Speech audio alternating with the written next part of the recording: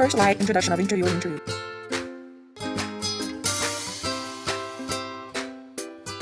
Hello everyone, welcome to another episode of the It's My Job podcast. This is Jose. I am a transition student from Colorado, and my teacher, Miss Christine Dolly, is a podcast facilitator. The It's My Job podcast features students interviewing adults who are blind or visually impaired, asking important questions like how they use technology and how they connect with other people. Stay tuned after the podcast to hear how to get involved. Please share with your friends and teachers so they can listen too. Now for the interview. Today I am interviewing Richard Rueda. Richard is the digital content manager of the American Printing House for the Blind CareerConnect website. Now let's listen to my interview with Richard. Next slide, picture of the interview. Can you describe your job for us? My name is Richard Rueda with CareerConnect, and my job is to help job seekers and transition-age youth find the resources they need to be successful to get a job out there in the world. As blind people, the unemployment rate is very high, so CareerConnect is a resource where we bring together people to learn, to listen, and to engage. And my job is to bring all these talented people together to help people find jobs, to empower people to find jobs. So my job is multifaceted, Jose. I work as a digital content manager. So what that means is I help people through media, social media, whether it's on Twitter, Facebook, and through our actual webpage at CareerConnect, to read articles, to listen to interviews of blind people who are working, to talk to our students and job seekers about their own career path. A lot of people all over the world. What technology do you use on a day-to-day basis to get your tasks completed? I guess the way to answer that kind of with a smile, what technology do I not use on a day-to-day basis? As a blind person myself, I've used so much technology on a day-to-day basis. And this is technology that you use as a young person that has probably been around most of your life. And for me, a lot of this is new. So I use my iPhone as I am right now, talking with you for this interview. In front of me, I have a Windows 10 computer souped up with JAWS, Zoom text, Windows magnifier. I use low-tech things such as contrast because I have some vision. I use a Victor Reader Stream. I use all these devices to record notes, to interview people, to write our blogs, to edit our articles. I have, as you know, on the iPhone, on the iOS device, every app imaginable to blind people to be successful, whether it's GPS or Seeing AI or Victor Reader, Voice Dream Reader, and all the apps that really help you be as independent as possible. Money readers, color identifier. It's all here. I think the biggest piece of technology is my iPhone, and then other things such as my white cane and my guide dog. Help me be as independent as possible and get out there and travel the world, meet people, shake people's hands. Well, shake people's hands when it's safe, and not during the pandemic. But right. That's the kind of technology I use. And I'm sure I'm missing something, but those are the big ones. And then, AirPods too. What is one of the most difficult tasks within your job? As much as I love the technology, it doesn't always love me back. And by that, sometimes it means it really trips me up and I have to really study and understand how certain things work in the Windows environment. So one of my most difficult tasks is keeping up to date on how technology changes from one version of JAWS to the next. Keyboard commands might change, shortcuts might change, and I have to know that so I can do my job efficiently. My boss isn't going to say, hey, Richard, I'm going to give you time to figure that out. When we have deadlines, you have deadlines no matter what. Here in our virtual offices, because we all work remote, and Microsoft Teams, for me, is very difficult. What are some of your strengths? Being very organized and being very detail-oriented will get you far in life, and thankfully I've stayed ahead of that. So the challenge is being detail-oriented and being constant about that. I think one of my favorite things I like about my job, the strength, if you will, Jose, is that I love to talk to people. I love to meet people who are doing cool things, people who are traveling all over the world, people who have jobs that are really interesting, and I like to bring them together and help them influence and empower young people like yourself to dream big and think big. And that's kind of, I think, one of my strengths or assets, if you will. And that's what makes my job fun and interesting. What jobs did you do in the past before you joined the American Printing House for the Blind? Well, I must answer that question as I did earlier. What jobs haven't I had as a person who's in his 40s, who's been blind, legally blind all his life? I've worked in fast food. When I was 16, my first job was flipping burgers and putting fries in the fryer. And I'll tell you a quick story, Jose, is that was the only job I thought I could do at 16, and I didn't really think I could do anything else. And so I learned really quick that if I don't go to college, I'm only going to be working in fast food, and I really want more in my life. So it gave me an epiphany. It gave me an aha moment where I said, this is good for now. Back in 1992, I was working in fast food and making $5 an hour because that was minimum wage back then. I immediately got on it and went to college, and my next job was a rehabilitation counselor. And as you may know, rehab counselors help people who are blind and help people who are disabled get equipped with the tools they need to go to school and or to get a job. And that's exactly what I was for the first 9 years of my career. The past several years until I came to CareerConnect, I was a transition specialist. So like your teachers there, I help students build the work experience, build the skills and confidence they need to get those part-time jobs. I'd say for the past 13 years. And then for the past 2 years, I've been with CareerConnect. And through those jobs, I will mention is that I've been able to travel all over the world to do speaking engagements and meet people. I've been to Ireland. I've been to London. I've been to Scotland. I've been to Costa Rica. Being part of the CareerConnect website, what steps did you take to become a manager? That's a very good question. And becoming the digital content manager here at CareerConnect, a lot of what the success I've been able to be a part of with my career is, again, being able to network and network successfully. When I was a young man, I was very shy. And in many ways, I still am. But I learned really quick that if you want to be successful and you want to have a career and you want to have income to do the things you want to do, to go play and travel, as I mentioned, you have to learn to network. You have to study hard. And I knew people who had worked at APH who had networked with me in the role. And their role at APH when I was elsewhere, and they said, "Hey, Richard, there's a job coming up with CareerConnect. You really ought to apply. And we know you. You're a good hard worker.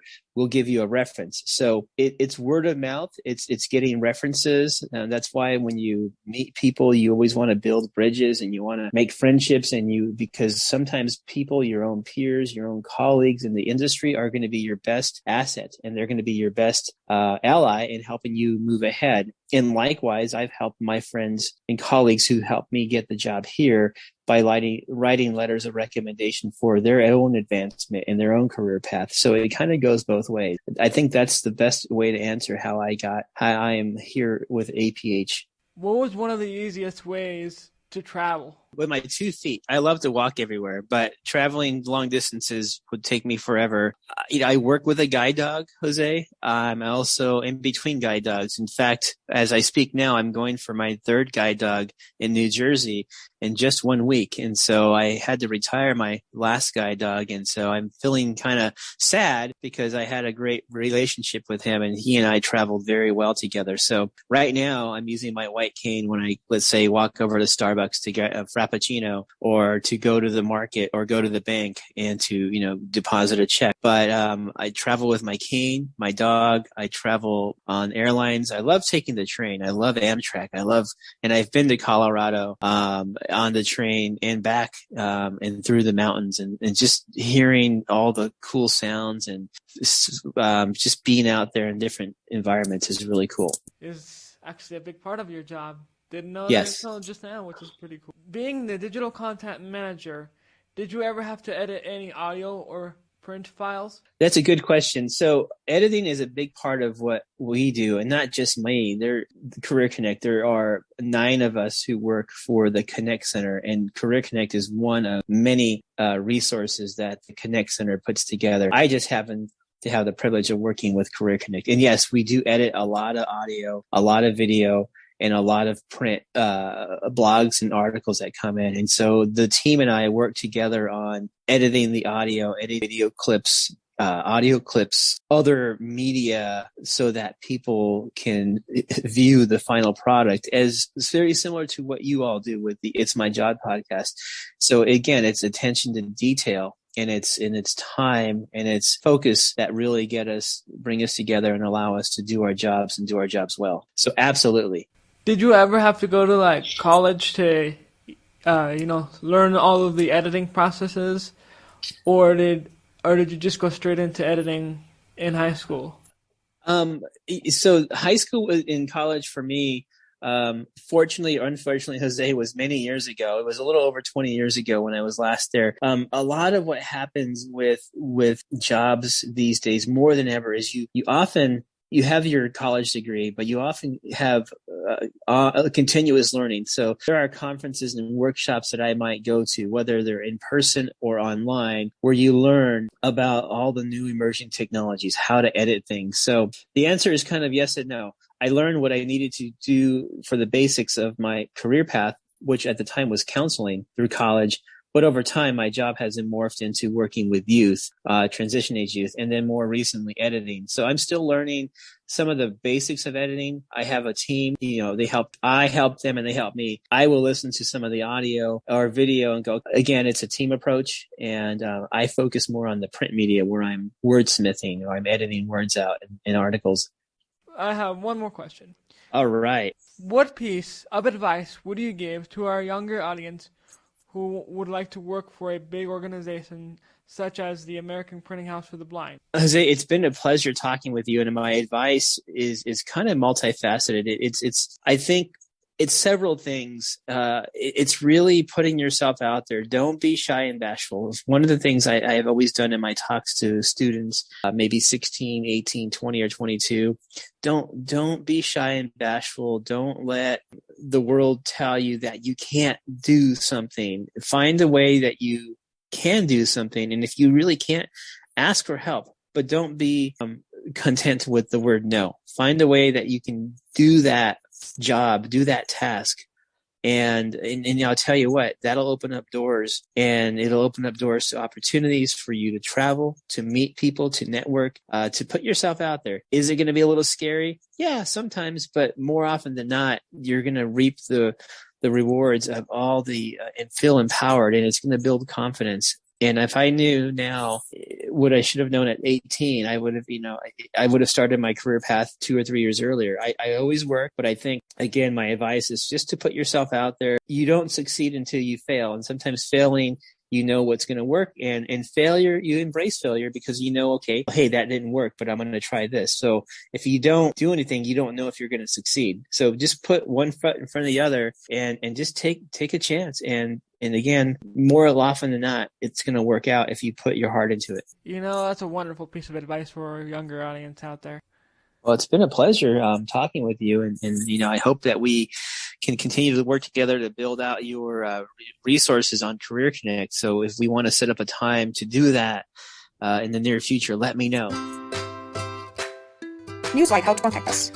Hi, it's Jose again. Thanks for listening to the latest episode of the It's My Job podcast. What do you think? Would you like to have a career as a product manager on a big website? Let us know what you think by posting a comment on our Facebook page. If you have any questions for Richard, we would be happy to pass them along, and we might even share your questions and answers in a future episode of the It's My Job podcast. The email address is askitismyjob@gmail.com. Again, that's askitismyjob@gmail.com. No spaces and no apostrophe. Are you new to the It's My Job podcast? If so, welcome. We want you to know that you can find us on Facebook. Just search for It Is My Job. Each of our episodes is on the Perkins Technology blog. Check us out and leave us a comment at perkinslearning/technology. And finally, we have a YouTube channel called It Is My Job, where you will find all of our podcasts. If you missed episode number 26, head over to YouTube or Facebook to hear the special episode talking about the wonderful tool called Braille for National Braille Reading Month. This was our 27th episode, but we want to make many more. If you are a student who was blind or visually impaired and would like to be an interviewer, send us a message via Facebook or mail, and we will match you up with an interviewee. And if you are an adult who is blind or visually impaired and would like to be an interviewee, send us a message via Facebook or our mail, and we will get you matched up with an interviewer, and we will get back to you. Next slide, credits. We have a lot to be thankful for in this episode. Thanks so much to Richard for taking his time as the interviewee. This podcast is facilitated by my teacher, Miss Christine Dolly.